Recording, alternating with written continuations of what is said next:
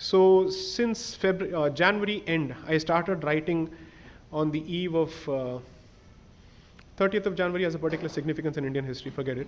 So that was the day I started writing the book, the series called The Sidebar in Indian Express. My latest piece is called The Majoritarianism Slur, and this was published barely a week ago. Two rejoinders have been written, one by I think a professor of political science, Dr. Rajashri Chandra. I am not naming these people to shame them in any way. I would say that at least Dr. Chandra's rejoinder was very respectful. Certainly not arrogant by any sense, going by traditional leftist standards. I would say it was worthy of engagement, and I hope to put out a response soon. Read my piece first, and then read her criticism of the piece. And you'll know exactly where the battle lines are being drawn. What is the issue? I have made the very clear argument that it's almost as if a particular community is expected to be constantly guilty, or it is meant to feel guilty for existing in the majority despite somebody's best efforts. Okay. And I make that argument in a fairly detailed manner. Clear, unclear, right, wrong, I leave that for you to decide. And I've been told, sorry, this is mansplaining and Savarna-splaining apparently. Apparently these slurs will somehow put me in the defensive of all the people.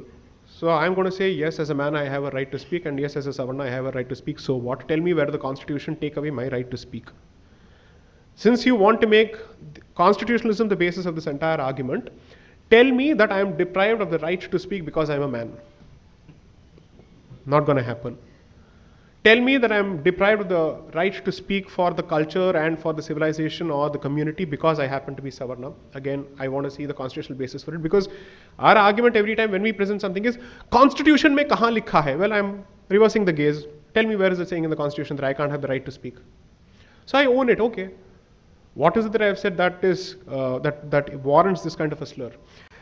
Read this for two reasons. One, forget this sparring on ad hominem attacks. It makes no sense. Merits. Mudde pe, what is the issue? What am I saying? What are they saying? Please try and follow the argument. This audience I would certainly urge to keep track of such arguments. Because whether we like it or not, the fact of the matter is not every debate and discourse is bound to be relatable to every section of the society. That is not the case. That's never going to happen. Everybody may have equal right to vote, but does everybody vote with the same degree of sophistication, nuance, maturity, understanding, and for the right reasons? No, they don't. Somewhere the bottle works, somewhere something else works, period. Right?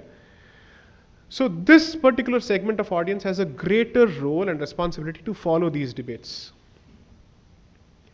Because when we choose to ignore these debates as academic debates, we forget that these positions ultimately form the basis for future legal positions.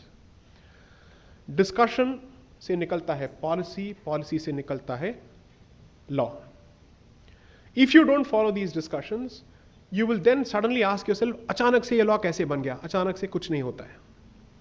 There is a gestation period, there is a lead period, and most people focus on the starting bindu and the end bindu. बीच की कड़ी सब भूल जाते हैं, and they don't realize, oh, this is what has happened.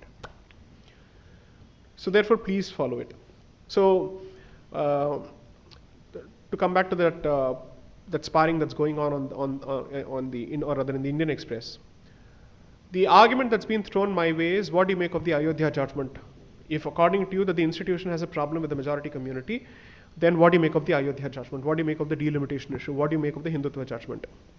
I think those are good starting points of an argument, but they are shallow arguments which I'll respond to in my piece. Now the important point is, at least the person criticizing had examples to offer for me to engage meaningfully. Otherwise this fight will be going on in vacuum. You make a theoretical argument, the other person makes a theoretical argument. What is the basis for this?